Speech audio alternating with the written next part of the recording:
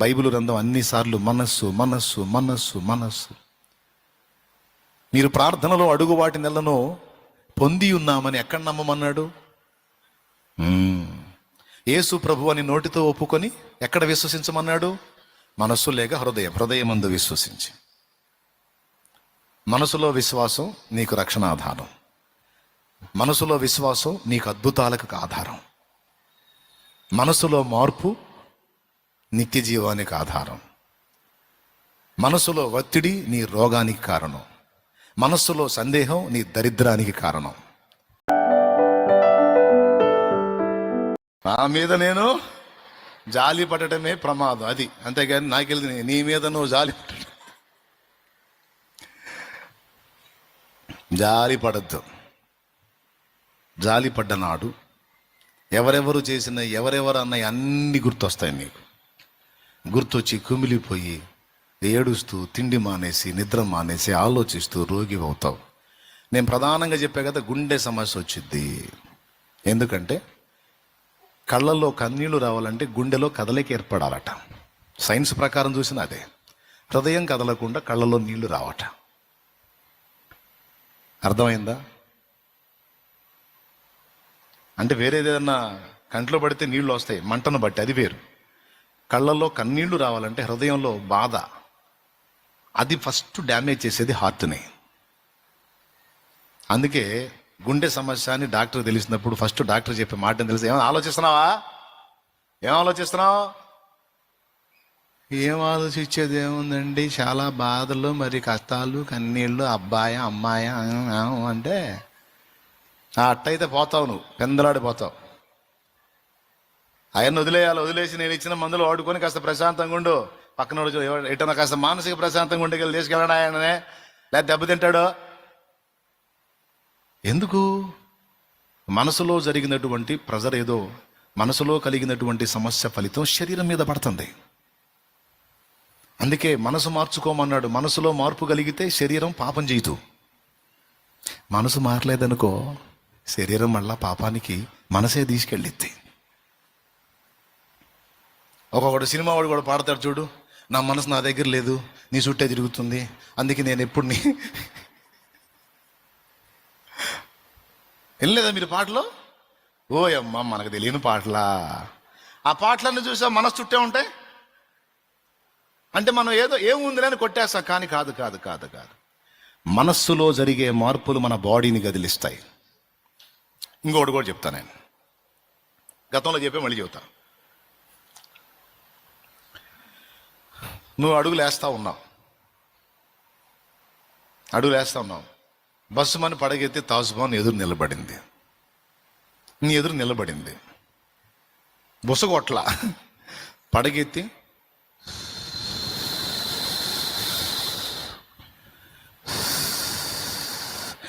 అంటే భయపడచ్చు, అల్లా అంటే భయపడదు, అది దాని టెన్షన్తో అది కూడా వీడియో నా ముందుకు వచ్చాడని నా జోలికి వస్తే నేను ఊరుకోను అంటే అది తిరుగుతుంది. అది బాగా వినండి. అప్పుడు నీ కండిషన్ నేను చెప్పనా? ఎవరు లేరు నీ పక్కన, సింగిల్గా ఉన్నావు నువ్వు పురుషుడువైనా సరే సింగిల్గా ఉన్నావు నువ్వు. అది పడగెత్తి నీకు దగ్గరలోనే ఉంది, జస్ట్ ఒక మీటర్ ఎడంలో ఉంది. అప్పుడు నీ కండిషన్ ఏంది? పరిగెత్తితే వెంటబడిద్దాము, ముందుకెళ్ళటానికి అది ఉంది. అవునా? అది బాటలో నిందు బాని ఇట్లా నువ్వు అడుగు కదిలిస్తే అంది. అప్పుడు నువ్వు కథలో ఇక అక్కడే ఉంటావు. బాగా విను. బాగా 15-20 కిలోమీటర్ల స్పీడ్తో పరిగెత్తితే ఎంత దడ వచ్చిద్దో అంత దడ నువ్వు పరిగెత్తకుండానే అక్కడే వచ్చింది. నీకు వచ్చిద్దా రాదా? ఎంతమంది ఒప్పుకుంటారు? అదేంది, పాము నిన్ను గరిసిందా? నీ మీదకి వచ్చిందా? పోనీ నువ్వు ఏమైనా పరిగెత్తావా? అది ఆడుంది, నువ్వు ఏడున్నావు. మరి నీకు అంత దడ ఎందుకు వచ్చింది? చల్లటి పైరగాలు దోలుతున్నా చెమట్లు దిగ్గారుతుంటాయి. అది పోయిందాక చెమట్లు దిగ్గారితే కారతే కారం, చెమట్లు గారితే కారం. చెయ్యి కూడా కలిదిచ్చో.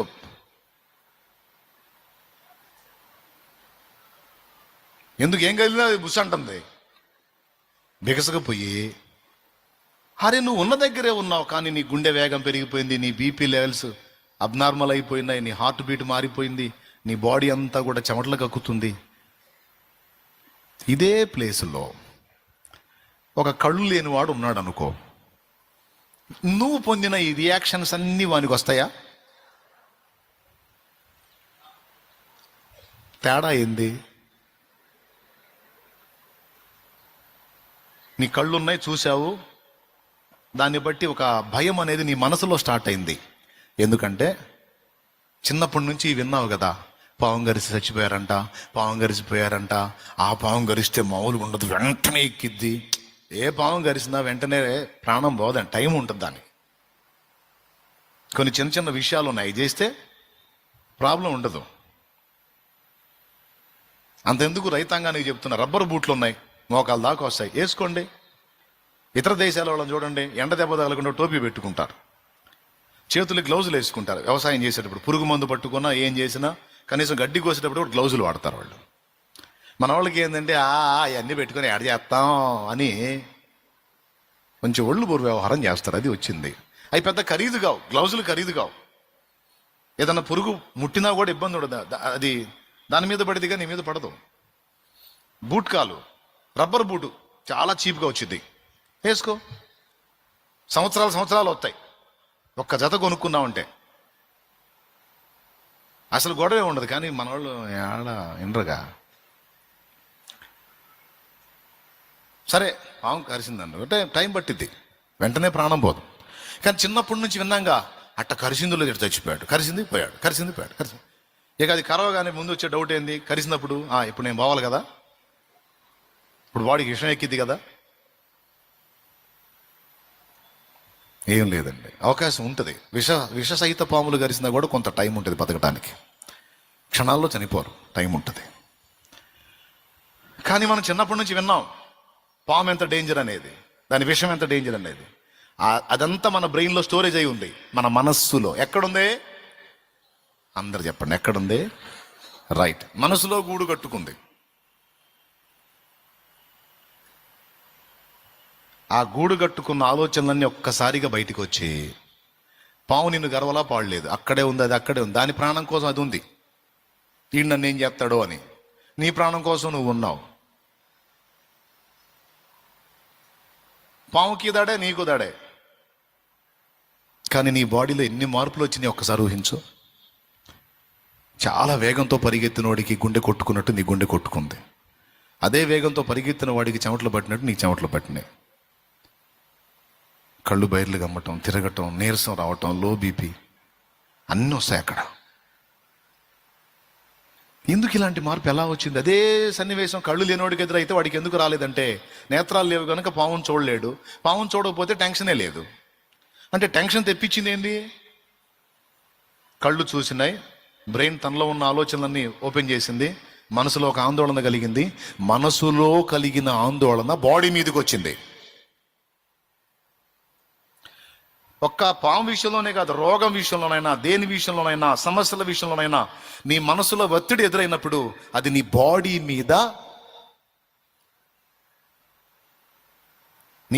మీద వ్యక్తమవుతుంది. అది ఇప్పుడు అర్థమైందా? అందుకే అన్నిటికంటే ముందు మనసుని నిభాళించుకొని మానసిక ఒత్తిడిని తగ్గించుకోవాలి. మానసిక ఒత్తిడి, మనసుని ఒత్తిడికి గురి చేస్తే ఆ ఎఫెక్ట్ ఆర్గాన్స్ మీద పడిద్ది, అంతర్గత అవయవాల మీద పడిద్ది. హోమియో తత్వశాస్త్రాన్ని చదివా నేను. శరీరంలో వచ్చే చాలా రోగాలకి మనసులో కలిగే మార్పులే కారణం అంటాడు. అందులో శరీరంలో కలిగే చాలా రోగాలకి మనస్సులోనే ఉంది సమస్య. ఆ మనస్సుని బ్యాలెన్స్ చేయగలిగితే సగం పైగా, అంటే దాదాపు 3 భాగాలు రోగం తగ్గిద్ది. మనసు బ్యాలెన్స్ అయితే ఆ 25 భాగం ఏదో ఇచ్చిన మెడిసిన్తో సెట్ అయిపోయింది. నిజంగా మీకు అర్థమైందా? ఎంతమందికి అర్థమైంది? ఏమర్థమైంది? కాబట్టి వికృతమైన ఆలోచనలు నీ మనసులోకే వస్తాయి. ఈ ఆలోచనలో నిన్ను నన్ను కాదు, భక్తుల్ని, ఏబు స్థాయి భక్తుల్ని కూడా వదల్లా, ఏబు స్థాయి భక్తుల్ని కూడా వదల్లా. అష్టైశ్వర్యాలతో తొలదూగుతూ ఒక రాజంత ఐశ్వర్యవంతుడే 10 మంది సంతానాన్ని కలిగి దాసదాసి జనాంగంతో ఎడ్లు, పశువులు, గాడిదలు, ఒంటెలు, పొలాలు, స్థలాలు అన్నీ కలిగి ఒక రేంజ్లో ఉన్న ఏబు మనసులో ఎప్పుడు కలవరం. ఇదంతా ఇలానే ఉంటుందా, ఇది మారిద్దా, ఇదంతా ఇలానే ఉంటుందా, పోయిద్దా, ఉంటుందా పోయిద్దా, ఇన్ని భోగాలు వచ్చినాయి, ఉంటాయా పోతాయా, ఉంటాయా పోతాయా, ఉంటాయా పోతాయా, పోయినాయి, పోతాయేమో, నా భార్య నాకు లోబడతా ఉంది, ఇప్పుడు రివర్స్ అయిద్దేమో, నా పిల్లలు పచ్చగా ఉన్నారు, పోతారేమో, నా ఒంటెలు, పశువులన్నీ, ఎడ్లు, ఆడుగాడిదలు ఇవన్నీ మస్తున్నాయి, పోతాయేమో, దాసదాసి జనాంగం నా మీద రివర్స్ అవుతారేమో, నాకున్న ఈ ఆరోగ్యవంతమైన శరీరం రోగగ్రస్తం అవుతుందేమో, ఏమో ఏమో.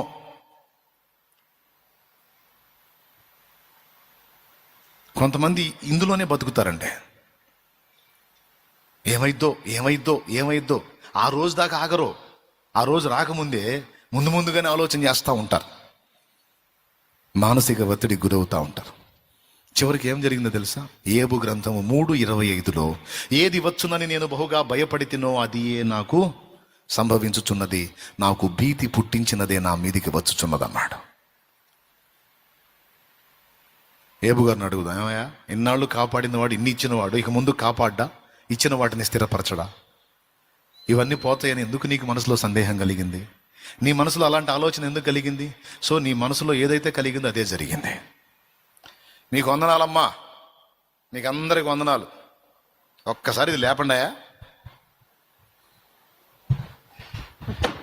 ఎందుకు నేను వందనాలు చెప్పాను ఇప్పుడు నీకు అర్థం కాలేదా? దయచేసి మీ మనసులో అట్లాంటి చెత్త ఆలోచనలు పెట్టుకోవద్దని వందనాలు చెప్పా. దేవునికి స్తోత్రం కలుగును గాక. ఎందుకు చెప్పా వందనాలు? అట్లాంటి చెత్త పనికిమాలిన ఆలోచనలు పెట్టుకోవద్దు. మరి ఏం పెట్టుకోవాలి? కాపాడినావు ఇంతకాలము, కాపాడెదవు ఇక ముందు కాలము, కాపాడినావు కాపాడెదవు ఇక ముందు కాలము.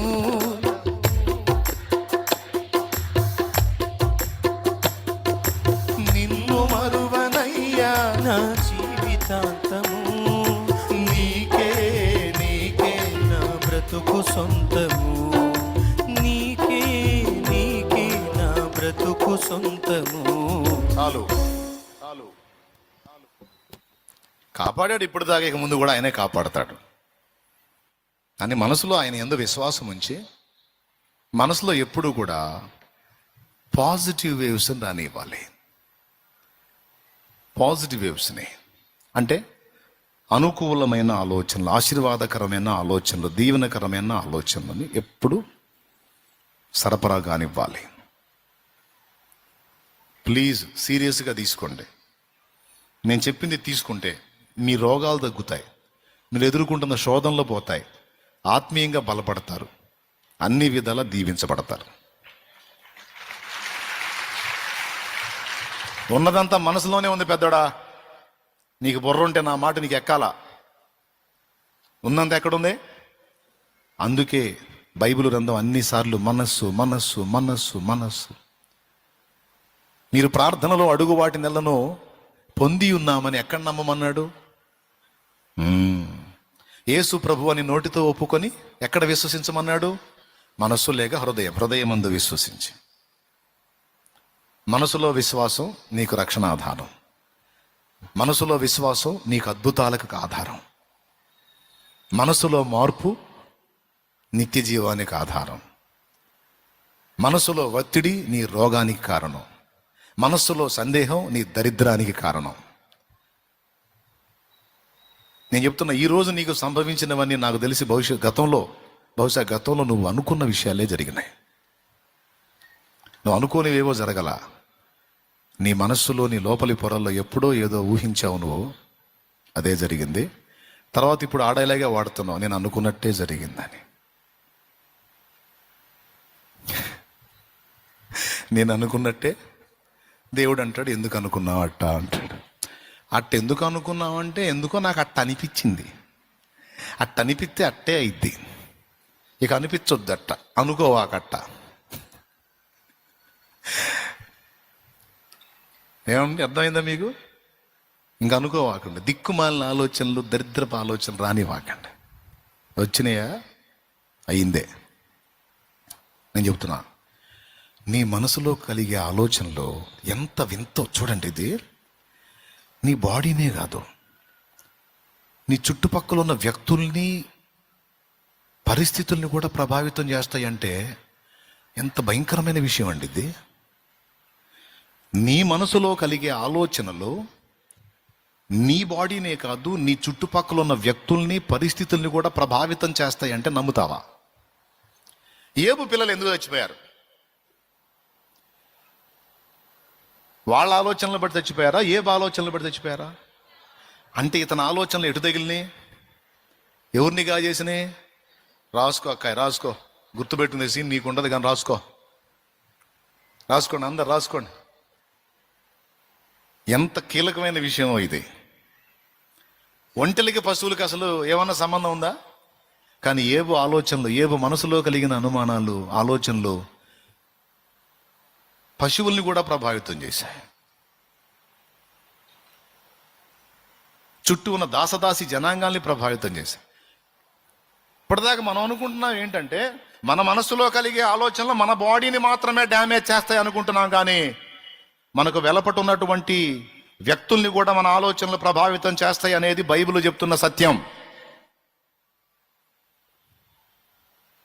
నీ ఫ్యామిలీలో కొంతమంది కుటుంబ సభ్యులు ఉన్నారు తమ్ముడు, నువ్వు భక్తిపరుడుగా ఉన్నావు, దేవుని సంబంధిగా ఉన్నావు, లేదా కుటుంబ భారం కలిగి ఉన్నావు. వాళ్ళ గురించి నువ్వు చేసే ఆలోచనలు వాళ్ళని కూడా డ్యామేజ్ చేస్తాయి. అదే నువ్వు వాళ్ళ గురించి ఆశీర్వాదకరమైన ఆలోచనలు కలిగి ఉన్నావు అనుకో, ఆశ్చర్యంగా వాళ్ళు అదే రూట్కి వస్తారు. నీ ఆలోచనలు నిన్నే కాదు, నీ చుట్టుపక్కల ఉన్న వ్యక్తుల్ని, వాతావరణాన్ని, పరిస్థితుల్ని నెగిటివ్గానైనా మార్చగలవు, పాజిటివ్గానైనా మార్చగలవు. వింతగా ఉంది కదా? అబద్ధాలు ఆడుకుని చెప్పండి, అర్థమైందా మీకు నేను చెప్పింది? ఎంతమందికి అర్థమైందో చేతులు ఎత్తండి. దించండి. మీరేమనుకోవద్దు, మళ్ళీ చెప్తా. అర్థం కాలేదు అన్నోళ్ళు చేతులు ఎత్తండి. రైట్, మళ్ళీ చెప్తా విను. ఒక్కళ్ళకి అర్థం కాకపోయినా సరే మొత్తం చెప్తా నేను. అంటే ఇప్పుడు మొత్తం ప్రసంగం అంతా కాదు, ఇప్పుడు నేను చెప్పిన పాయింట్ చెప్తా. ఏబు తన మనసులో ఆలోచించుకున్నాడు. ఏబు ఆలోచనలకి పిల్లలకి ఏమన్నా సంబంధం ఉందా? ఏబు హృదయంలో పర్సనల్గా వచ్చింది. ఏబు మనసులో పర్సనల్గా వచ్చిన ఆలోచనలు ఏమని? పిల్లలు బాగున్నారు, పిల్లలకి ఏమన్నా అయిద్దేమో. ఒంటెలు పశువులన్నీ బాగున్నాయి ఇప్పటి వరకు, ఇవన్నీ పోతాయేమో. నా పిల్లలందరూ పచ్చగా ఉన్నారు, నా పిల్లలు చనిపోతారేమో. నా భార్య నాకెంతో విధేయతగా ఉంది, రివర్స్ అయిద్దేమో. నా శరీరం ఎంతో ఆరోగ్యంగా ఉంది, రోగగ్రస్తం అయిద్దేమో. ఈ ఆలోచనలు నోటితో అంటాడా, మనసులో కలుగుతాయా? మనసులో తరచుగా వస్తున్నాయి. మన మనస్సులో కలిగే ఆలోచనలో పాము నా ముందు నీ కరిస్తే విషం ఎక్కి సస్తాను అనే ఆలోచన గుండె దాడ పెంచింది, చెమట పట్టించింది, ఆయాసాన్ని తెప్పించింది. అంటే ఒక మనసులో కలిగే ఆలోచన మన బాడీని ప్రభావితం చేస్తుంది అన్నది అర్థమైందా? అదేవిధంగా మనసులో కలిగే ఆలోచన మన చుట్టూ ఉన్న పర్యావరణాన్ని కూడా ప్రభావితం చేస్తుంది అంటానికి ఏబు లైఫే ఒక సాక్ష్యం. ఏబు మనసులో కలిగిన ఆలోచనలు ఏబునే డ్యామేజ్ చేయాల. ఏబు పిల్లల్ని, ఏబు పశువుల్ని, ఏబు దాసదాసీలని, ఏబు భార్యను కూడా డ్యామేజ్ చేస్తున్నాయి. ఏబు ఆలోచనలకు వాళ్ళకి ఏమైనా సంబంధం ఉందా? ఇప్పుడు ఏబు పిల్లలు చచ్చిపోవడానికి ఏబు పిల్లల కారణమా? వాళ్ళు కూడా అట్ట అనుకున్నారా? మేమందరం బాగున్నాం, పుట్టుకుని చస్తామేమో, మేమందరం చస్తామేమో అని వాళ్ళ నాన్నలాగా ఈ పిల్లలు కూడా అనుకున్నారా? ఏం లేవు. వాళ్ళు డైలీ ఒకళ్ళ ఇంట్లో ఫంక్షన్ పెట్టుకొని వాళ్ళు హ్యాపీగా తింటున్నారు, ప్రశాంతంగా ఎంజాయ్గా నవ్వుకుంటున్నారు, ఆనందంగా ఉన్నారు. కానీ వీళ్ళందరి గురించి ఆలోచించిన ఒకే ఒక్క వ్యక్తి ఎవరు? ఈ ఒక్కడి ఆలోచనలు ఎంతమందిని ఎఫెక్ట్ చేసినాయో చూడు. సోదరి, నీ ఆలోచనలు నీకు తెలియకుండా నీ ఇంటి వారిని, నీ చుట్టూ ఉన్న పర్యావరణాన్ని కూడా ప్రభావితం చేస్తాయి. అందుకే దీన్ని రాసుకోమన్నాను.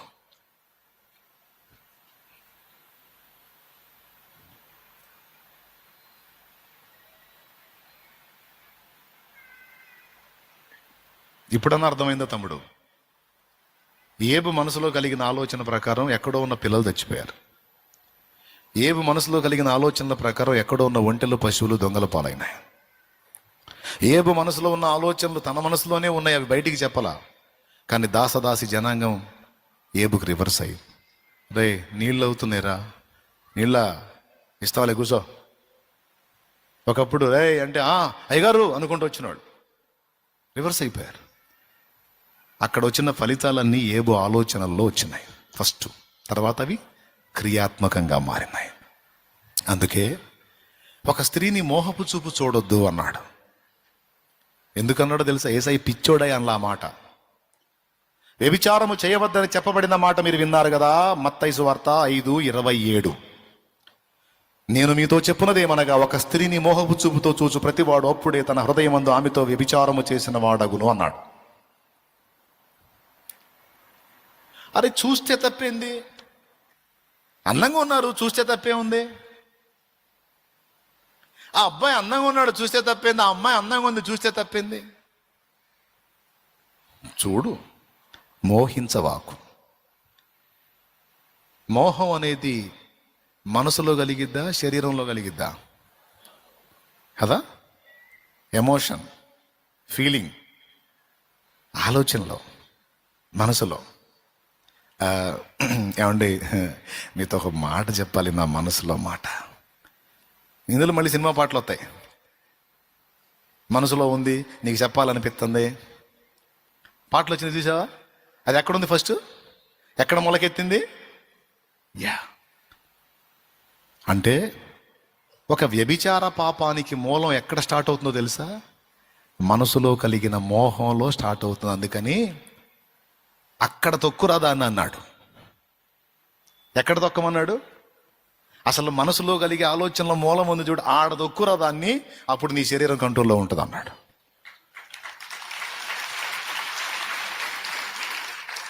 అర్థమైందా?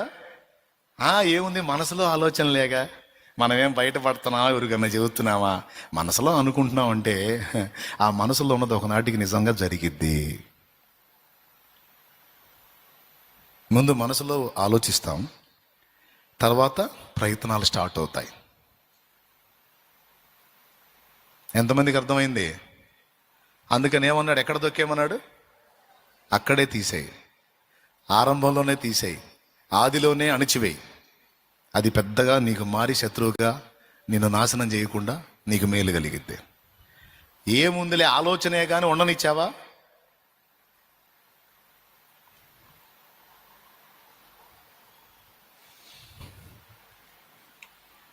మార్గస్థుడు తన ఇంటికి వచ్చాడు, గొర్రెను కోసి విందు చేశాడు దావీదు అన్నట్టు, మార్గస్థుడు వచ్చినట్టు ఎన్నో ఆలోచనలు వస్తాయి. మనుషులను చూసినప్పుడు, పరిస్థితులు చూసినప్పుడు వచ్చిన ఆలోచనలని మనసులోనే ఉంచావంటే అవుట్.